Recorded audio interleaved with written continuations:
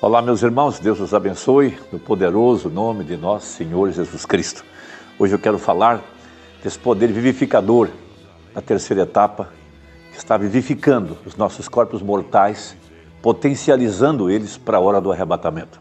Mombrana, na mensagem dos selos, ele citando os 7 trovões, ele sabia que a igreja necessitava desse poder vivificador, porque ele disse, com o que nós temos, nós não vamos.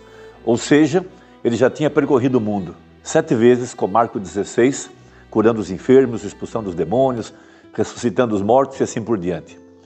Mas ele disse, com o que nós temos, nós não vamos.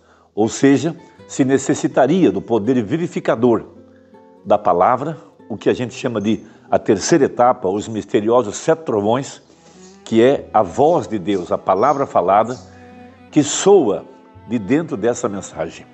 Nós temos que captar o que ele quis dizer sobre Romanos 8, verso 11. A Bíblia diz assim, e se o Espírito daquele que ressuscitou a Jesus de entre os mortos habita em vós, esse mesmo Espírito vivificará os vossos corpos mortais. Então, ou seja, isso já é para crentes que já têm o Espírito Santo, mas precisam da plenitude do Espírito Santo. E essa plenitude somente viria pelo que a gente chama de abertura da palavra ou o poder vivificador que está na palavra. Por isso, ele prega a mensagem ao nascer do sol para trazer esta grande verdade aos nossos corações. E no parágrafo 98, ele fala desse poder vivificador e diz assim, se o Espírito que levantou a ele dentre os mortos, ou seja, a palavra, ou se a dinâmica da palavra mora em você, esta vivificará seu corpo mortal.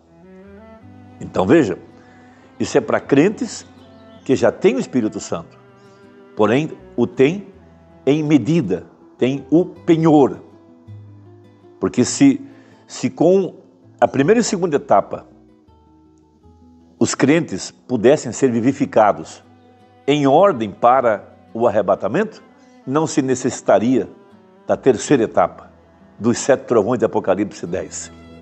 Por isso que nós temos que compreender, e aí está o meu assunto, veja, sendo vivificados do mortal para o imortal, esses corpos agora, esses corpos mortais no qual nós habitamos, eles seriam vivificados para nos trazer em ordem, em obediência para a palavra, porque os crentes do passado necessitam do nosso aperfeiçoamento.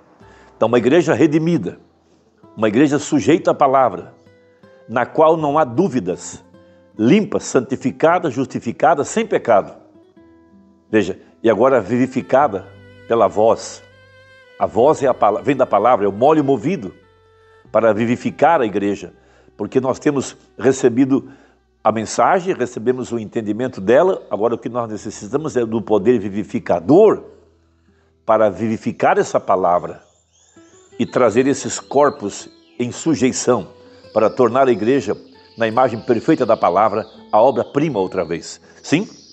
Então, esta vivificará seu corpo mortal. Aí pergunta o profeta, como é que somos ossos dos seus ossos e carne da sua carne? Veja, pois enquanto éramos mortais, isso é Efésios 2, vivendo nesses corpos mortais e em caminho à morte, o Espírito vivificou estes corpos mortais. E que coisa é vivificar? É trazer a vida. O Espírito que em uma ocasião se deleitava em beber e jogar, cometer adultério e todas essas coisas, esse mesmo Espírito foi vivificado. Por isso, como que nós tínhamos, disse o profeta, nós não iremos. Veja, havia em nós suficiente poder para viver dentro de uma assembleia universal, dentro de um corpo local de crentes. Mas ainda havia muitas coisas erradas ali dentro. Ainda havia muitas coisas que não deveriam estar. Então, quando a palavra é aberta, e esse poder vivificador da terceira etapa, que é a palavra agora, sendo revelada, e sobre esta palavra vem esse poder vivificador, é o que dá à igreja as condições para o arrebatamento. Veja, esse morreu e você agora está ressuscitado, e ele vivificou o seu corpo mortal. Então, seu corpo é o tempo da dinâmica. Por quê? Porque você tem sido parte da mecânica desde o princípio. Então, somente os eleitos ouvirão essa voz, porque eles estavam em seus pensamentos desde antes da fundação do mundo.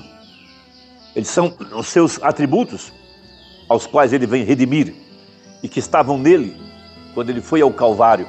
Porque se em Adão todos morrem, em Jesus todos serão ressuscitados. Todos os que estavam nele desde antes da fundação do mundo. Esse é o mistério.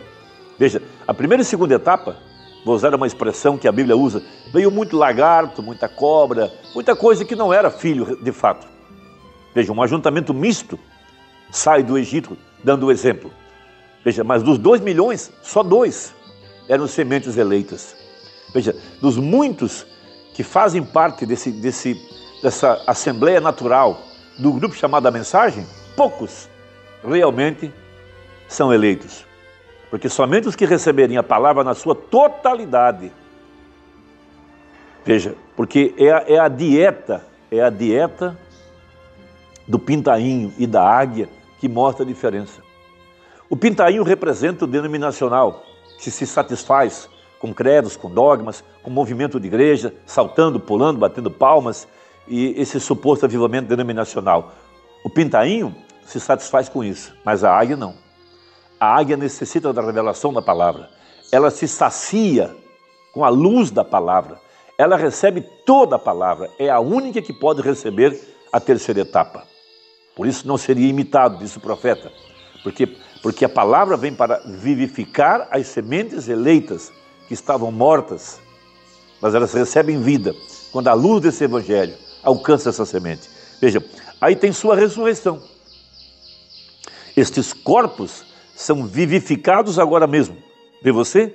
Você tem escutado, tem crido e tem sido transladado de uma denominação à palavra. O podem ver? Então é exatamente isso que nós temos que entender. Veja, vamos dar um exemplo rápido. Aqueles crentes lá de Atos 19. Apolo os tinha convencido a respeito de Jesus Cristo, a respeito da remissão dos pecados, a respeito do plano da redenção. Veja, e eles estavam crendo, mas eles ainda não tinham sido vivificados pelo Espírito Santo. Até que o mensageiro da era, Paulo, pregou-lhes a palavra, orou sobre eles, e o poder vivificador veio sobre aqueles corações. A mesma coisa com Cornélio. Ele era homem temente a Deus, piedoso, dava esmolas, praticava boas obras. Pedro pregou a palavra, e sobre aqueles que creram veio o Espírito Santo. Tome, por exemplo, um Pedro que tinha feito uma promessa de que seria fiel a Jesus até a morte. Logo em seguida, traiu Jesus à beira de uma fogueira, na frente de uma simples copeira, de uma simples serva.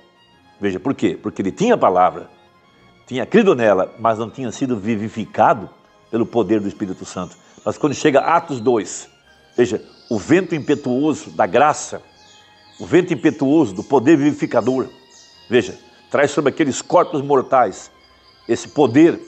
Veja, depois tornaram-se homens valentes, pregavam, apanhavam, eram presos, mas nunca se rendiam. Veja, morreram de forma heróica, Pedro crucificado de cabeça para baixo. Por quê? Porque o poder vivificador veio sobre ele. Esse mesmo poder vivificador está suposto a vir sobre a igreja, nessa terceira etapa, nessa abertura dos 7 trovões, nessa abertura, nessa plenitude agora. Veja, Romanos 8:11.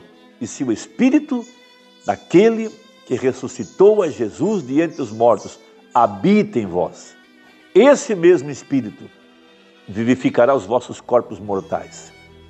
Eu pergunto, meu irmão, se você crê que você é uma semente eleita, por que ainda não obedece a toda a palavra? Por que ainda vive como mundano? Por que ainda não pode crer em toda a palavra? Pense nisso. Deus te abençoe e até a próxima, se Deus quiser, em nome de Jesus. Amém.